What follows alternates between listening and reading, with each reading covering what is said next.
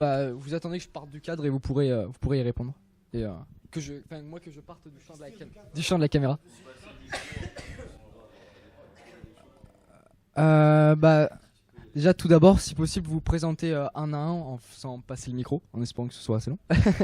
Et puis après, nous expliquer à peu près pourquoi et comment vous avez fait cet événement. Et puis les moyens que ça prend, les activités que vous allez organiser aussi, au niveau organisation. Et puis aussi le fond le fond du sujet, le Téléthon, pourquoi et voilà. Donc je vais. Oui. Attends. Ouais, ça doit le faire. Tac. Oui, donc Jean-Marc, en responsable de l'équipe locale. Donc le Téléthon, c'est une longue histoire, hein, puisque plus de 30 ans. Et donc, on a tous la même envie, c'est de récolter des fonds pour que la maladie recule, voilà, pour qu'il y ait, de nouveaux traitements. Et donc, nous sommes là pour ça, et on se marre bien, la preuve. J'ai lancé, Jojo. Alors Thierry, moi je suis responsable de la partie logistique. On a tous commencé l'aventure ensemble il y a 4 ans, tous globalement pour les mêmes raisons. En fait, c'est parti du petit Léo en fait, qui est un enfant du village, qui s'est retrouvé ambassadeur du Téléthon et donc monté à Paris. Et on est parti sur cette aventure du Téléthon au travers Léo. En fait, l'histoire, c'est que Léo, c'est un enfant qui est malade et on est tous parents et on s'y retrouve tous en fait dans cette histoire. Donc, en fait, cet enfant-là, c'est aussi notre enfant. Ça pourrait être le nôtre, ça pourrait être nous. Et la raison principale de notre engagement dans le Téléthon, c'est celle-là en fait. Hein. C'est le fait qu'il y ait la maladie et que la maladie, elle arrive à certains enfants, elle pourrait arriver aux nôtres, elle pourrait nous arriver aussi à nous. Donc on est tous concernés par ça et c'est la raison principale de notre engagement. Alors voilà, moi c'est Hervé, je m'occupe de la partie trajet sécurité, donc je m'occupe en fait de l'organisation, notamment de la première étape de ce soir. Et pour cette année, les 6h, 18h de course à pied, de vélo et de roller qu'on va faire demain. Donc auparavant, la première année, on est allé à Paris. Donc on a organisé tout ça. La deuxième année et la troisième année, on a fait le tour du département. Donc c'était la même chose, hein. On était chargé de l'organisation du trajet et de la sécurité et bien sûr de toutes les demandes en préfecture pour pouvoir effectuer nos trajets. Et voilà, donc cette année, on a changé un petit peu les choses et donc notre rôle, en fait, c'est d'organiser tout ça. Voilà. Donc moi, Franck, en charge plus particulièrement de la coordination, de la communication, et cette année de tout ce qui était aussi avec une équipe de sponsors, parce que derrière nous quatre, il y a aujourd'hui pour la mise en place une 50aine de bénévoles qui s'activent depuis le mois de septembre, pour les mêmes raisons que Thierry évoquait tout à l'heure, plus impactés sur Etrel par le Téléthon du fait de Léo et de la mise en place du mouvement en route pour Léo. Voilà, donc comme disait Jean-Marc aussi, le fait de monter un projet en commun, ensemble, et surtout dans la convivialité, de passer tous un très bon moment ensemble autour du Téléthon.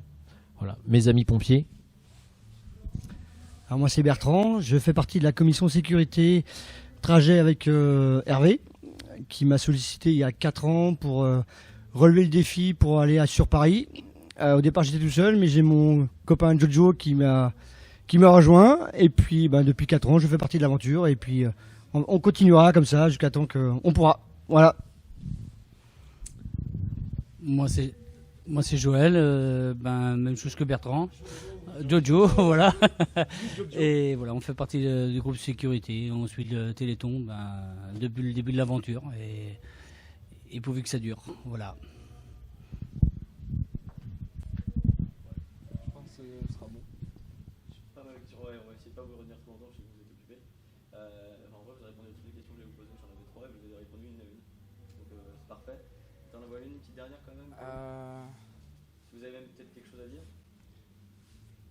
Ouais, bah peut-être sur l'histoire, parce que ça a 4 ans, c'est ça? Ça a plus de 4 ans, du coup. Et comment ça a commencé tout Enfin, enfin, j'ai compris ce qui vous a fait commencer, mais comment ça se fait que ça a pris une ampleur pareille? Merci. Alors l'histoire du Téléthon à Étrelles n'est pas de 2018, ni de 2017, ni de 2015. Le Téléthon est inscrit dans l'organisation de la vie communale depuis plus de 10 ans. Et une des personnes motrices du Téléthon sur Étrelles était Florence Trouel. Florence est la maman de Léo. Et elle organisait le Téléthon sur Étrelles sur une après-midi d'activité, entre autres. Et en 2015, l'événement est arrivé sur Étrelles du fait que Florence et Denis étaient famille ambassadrice avec Léo. Et derrière ça, évidemment, on a tous imaginé que, et d'une, Florence, elle était occupée à faire autre chose que le Téléthon à Étrelles. Et c'est à ce moment-là que la question s'est pas posée très longtemps en se disant forcément on va réagir, on va agir. Et on a monté cet événement qui a pris une ampleur que personne ne pouvait mesurer en 2015. La construction d'un événement pour aller sur Paris, certes, l'aspect festif et visuel était bien là. Un village complet qui s'est levé derrière cette famille-là. Une année exceptionnelle en termes de collecte et de récupération de dons pour le Téléthon. Et en fait, très clairement, on surfe sur cette vague-là en essayant d'adapter et de ramener le plus de personnes possible au fur et à mesure des années. Vous voyez, cette année 2018, on a tout remis en cause avec une soirée spécifique cabareton. Demain, des défis toute la journée. Demain soir, une nouvelle soirée qui sera organisée pour un public plus jeune. Donc voilà, toute cette histoire se brode depuis 2015, oui, avec un fort accélérateur, mais on ne peut pas dire que le Téléthon n'existait pas non plus avant à Étrelles. Et cette année, c'est un autre public qu'on touche. L'année prochaine, on espère en avoir un autre. Et le principal étant toujours la même chose, et c'est là le gros avantage qu'on a, c'est qu'on a qu'un seul objectif, c'est de collecter au maximum. Ça, il n'y a pas de problème là-dessus. Mais surtout de faire que le groupe qu'ils construisent vive un moment ensemble. Et c'est ça, là, je pense, la clé de la réussite de cet événement depuis 2015 et sur les dernières années. Merci. Tu vois rien d'autre? Moi, j'étais plus sur une question que je viens de découvrir un peu tout à l'heure. C'est qu'en gros, j'ai vu qu'il y avait plusieurs télétons dans plusieurs villes aussi. Par exemple, comme je sais, il y avait une captation aussi à Crévin. Et du coup, est-ce que vous êtes rattaché directement ou indirectement par ces villes? Ou peut-être vous organisez entre vous? Ou est-ce que c'est séparé? Je ne sais pas trop comment ça s'organise là-dessus. Alors aujourd'hui, sur le Téléthon d'Étrelles, cette année spécifiquement, on a une forte activité et beaucoup d'activités sur Étrelles en tant que telle. Sur les 3 dernières années, on avait donc fait cette visite sur Paris, mais sur les 2 dernières années, donc 2016 et 2017, on avait construit un parcours à travers le département qui permettait de rapprocher d'autres communes qui fêtent et qui organisent le Téléthon aussi. Donc, entre autres, la Guerche-Bretagne, Bru, Saint-Malo, je ne veux pas en oublier,